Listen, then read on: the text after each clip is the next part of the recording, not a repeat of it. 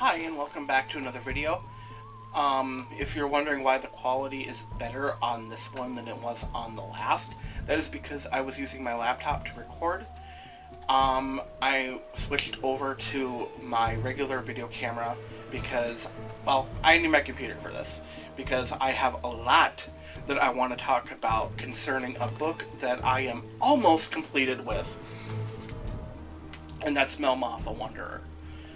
This book is probably ending up to be one of my absolute favorite pieces of classical literature.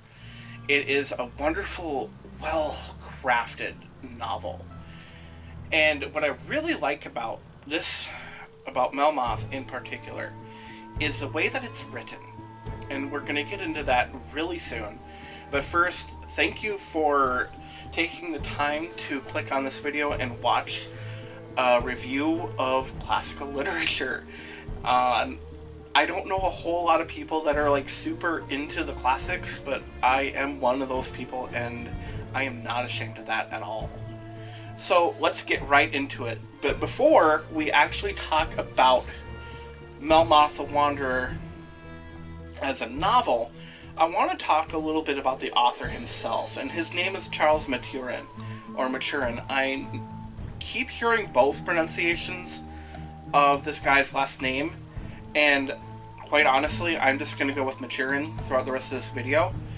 So, who is Charles Maturin? And I'm going to read a little bit from Wikipedia here. Charles Maturin was descended from Huguenots who found shelter in Ireland, one of whom was Gabriel Jacques Maturin, who became Dean of St. Patrick's Cathedral, Dublin, after Jonathan Swift in 1745. Charles Robert Maturin was born in Dublin and attended Trinity College. Shortly after being ordained as a curate of Lougheria, County Galway, in 1803, he moved back to Dublin as curate of St. Peter's Church. He lived in York Street with his father William, a post office official, and his mother, Fidelia Watson, and married on October 7th, 1804, the acclaimed singer Henrietta Kingsbury. His first three works were Gothic novels, published under the pseudonym Dennis Jasper Murphy, and were critical and commercial failures. They did, however, catch the attention of Sir Walter Scott, who recommended Maturin's work to Lord Byron. With their help, Maturin's play Bertram was staged in 1816 at the Drury Lane for 22 nights, with Edmund Kean starring in the lead role as Bertram.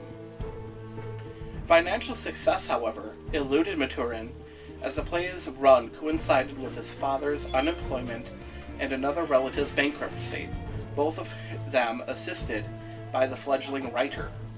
To make matters worse, Samuel Taylor Coleridge publicly denounced the play as dull and loathsome, and melancholy proof of the deprivation of the public mind, giving nearly so far as to decry it as atheistic. The Church of Ireland took note of these and earlier criticisms, and having discovered the identity of Bertram's author, Maturin shed his nom de plume to collect the profits from the play, subsequently barred Maturin's further clerical advancement. Forced to support his wife and 4 children by writing, his salary as curate was £80 to £90 per annum, compared to the £1,000 he made for Bertram. He switched back from playwright to novelist after a string of his plays met with failure. He produced several novels in addition to Melmoth the Wanderer, including some on Irish subjects and the Albigeneses, a historical novel which features werewolves. Various poems have also been ascribed to Maturin on dubious grounds and appear to be the work of others. The prize-winning Lines on the Battle of Waterloo was published in 1816 under the name of the university graduate John Shee. The universe appeared with Maturin's name on the title page in 1821, but it is now thought to be almost completely the work of James Wills. The exaggerated effectiveness of Maturin's preaching can be gauged from the 2 series of sermons that he published. On the occasion of the death of Princess Charlotte, he declared, "Life is full of death.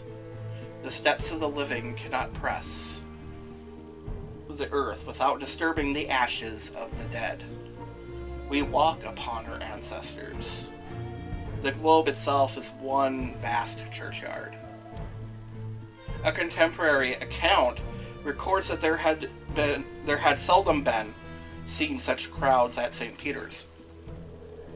Despite the severe weather, people of all persuasions flocked to the church and listened spellbound to the Prince of Preachers. In his obituary, it was said that, "Did he leave no other monument whereon to rest his fame, these sermons alone would be sufficient." Maturin died in Dublin on October 30th, 1824. A writer in the University magazine was later to sum up his character as eccentric, almost to insanity, and compounded of opposites. An insatiable reader of novels, an elegant preacher, an incessant dancer,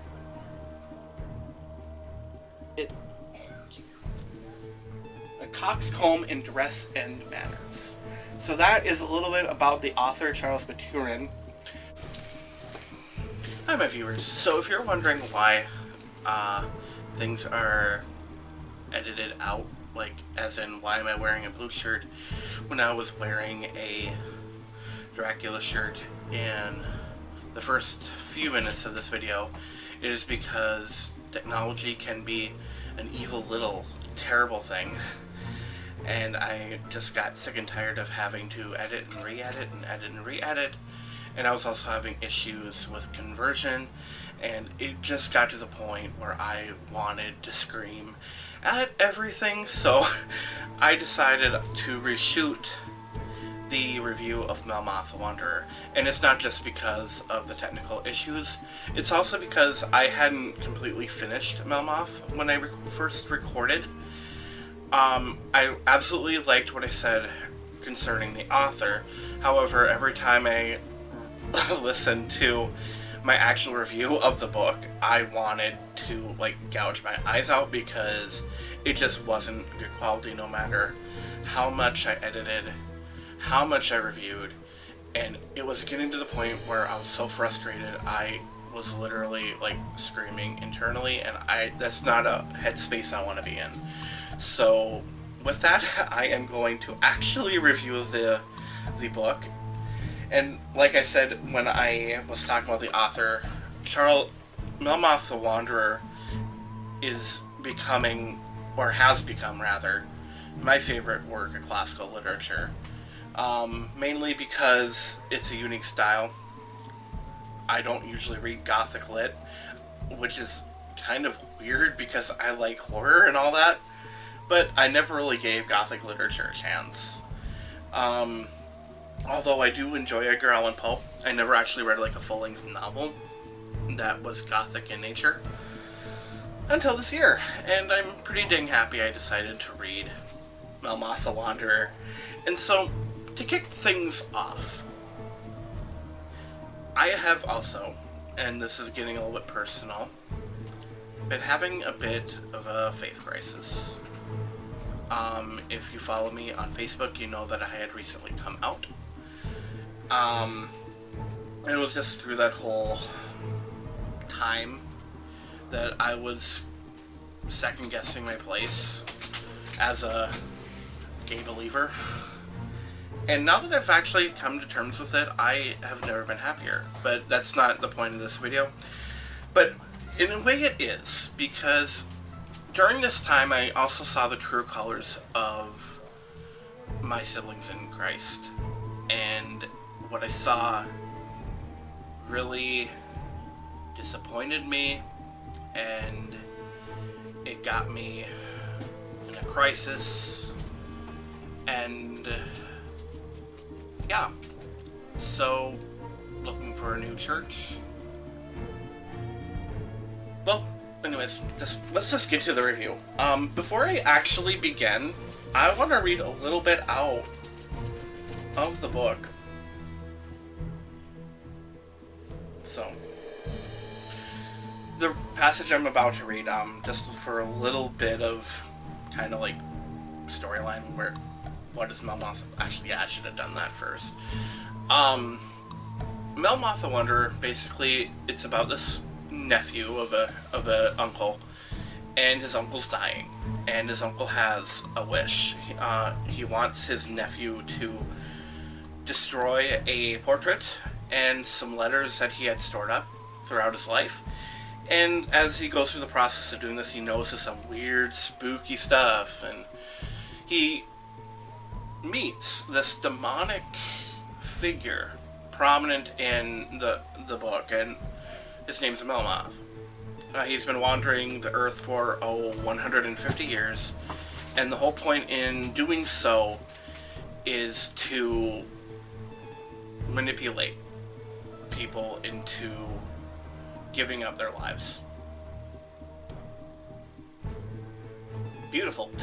Wish I could do that sometimes with the souls of my enemies. Well, so Melmoth the Wanderer, the reason why it was such a great timing for my own personal life in reading this book is that Maturin is really critical of the Catholic Church. And the section I'm about to read is probably one of the best examples of the criticism, and I hope you can pick it up as I read this passage. This prostration, so unexpected, so revolting, and so like the monastic habit of artificial humiliation, completely annihilated the effect of his language.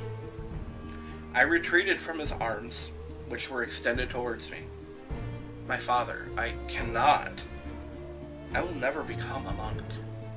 Wretch! And you refuse, then, to listen to the call of your parent conscience, the adjuration of your parents, and the voice of God. The fury with which you uttered these words, the change from a ministering angel to an infuriated and menacing demon, had an effect just contrary to what he expected. I said calmly, "My conscience does not reproach me. I have never disobeyed its calls. My parents have adjured me only through your mouth, and I hope for their sakes the organ has not been inspired by them." And the voice of God echoed from my own heart, bids me not to obey you by adulterating his service with prostituted vows. As I spoke thus, the director changed the whole character of his figure, his attitude, and his language. From the extreme of supplication or of terror, he passed in a moment, with the facility of an actor, to a rigid and breathless sternness. His figure rose from the ground before me, like that of the prophet Samuel, before the astonished eye of Saul. He dropped the dramatist, and was a monk in a moment. And you will not take the vows. I will not, my father. And you will brave the resentment of your parents and the denunciations of the church. I have done nothing to deserve either. But you will encounter both, to cherish your horrid resolution of being the enemy of God. I am not the enemy of God for speaking the truth. Liar and hypocrite, you blaspheme. Stop, my father. These are words unbecoming your profession, and unsuited to this place. I acknowledge the justice of the rebuke, and submit to it, though uttered by the mouth of a child. and he dropped his hypocritical eyes, folded his hands on his breast, and murmured, Fiat voluntas tua. My dear child, my zeal for the service of God and the honor of your family, to which I am attached equally by principle and affection, have carried me too far. I confess it. But have I to ask pardon of you also, my child, for redundance of that affection and zeal for your house, which his descendant has proved himself destitute of? The mingled humiliation and irony of this address had no effect on me. He saw it had not, for after slowly raising his eyes to watch that effect, lest I should utter something rash and disrespectful, not daring to lift up my eyes, lest their expression should speak without making language necessary. So, in reading just that passage alone, you know this director is a complete douchebag. We'll just put it bluntly. This director of The Monastery is a fucking douchebag. Throughout this particular story, by the way, Melmoth the Wanderer is more than just a story. Basically, like I said earlier, the main character finds these letters, and they're essentially like tellings of runs in with Melmoth the Wanderer. Melmoth, in this story, knows what's going on, and he knows that this young man wants to get out of this monastery, and he does everything he can to convince him to leave. I'm not going to ruin the story because, well, number one, you should read it. Number two, again, amazing literature. Pick up the book. Read it. It's so good. And anyways, like, I got really, really fueled up there.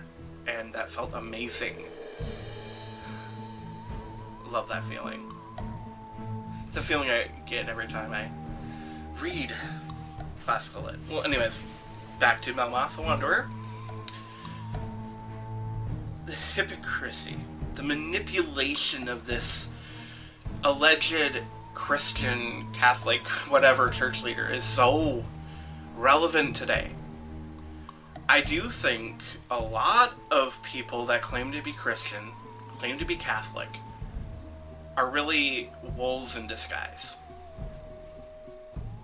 That's pretty dang blunt. They are wolves in disguise. They're among us. And they want to lie, and they want to manipulate you. And they'll do whatever they can to squeeze the life out of you. And that's what this director does in this portion of Melmoth the Wanderer. In a way, this director just steals the joy out of the character in this story. And like I said, it happens today. Kind of going back to what I was saying earlier, after I did what I did, I had a lot of people that were very upset with me, saying, you need to stop going back and forth, and we're done. That's not what a believer should say to another believer. That's inappropriate, it's disrespectful, and it displays a lack of compassion that I will not stand for. So, yep, I didn't mean to get into my portrait in the life of Derek, but I guess I did. So that was my review of Melmoth the Wanderer. Again, I absolutely love this book, and I want to read more Gothic novels again. I have a couple more that I'm going to get to. But before I actually conclude this video, I just want to say, considering Melmoth the Wanderer and its structure, it's inspired me. And what I want to do, I'm still writing Evil Has a Target, and it's going wonderfully, by the way. What I want to do is I want to take elements from Melmoth, like this guy just finds these stories and they're connected to this character, Melmoth. I want to do that, in a novel after Evil Has a Target, basically what I'm going with, this rich guy, he's nearing the end of his life, and his dying wish is that he reconnects with his friends and even his enemies, and he invites them over for a dinner party. And during this dinner party, he talks about his life and just aspects of it, and in the middle, sandwiched between this dinner party, guests start disappearing. Where do they go? I don't even know yet. But it's something that Melmoth has inspired me to do, and I am just so excited to start thinking about characters and writing their personalities, and just really taking this element from Melmoth and modernizing it. And not to say it hasn't been done before, because it has actually. Sarah Perry actually wrote a modernization of Melmoth the Wanderer simply entitled Melmoth.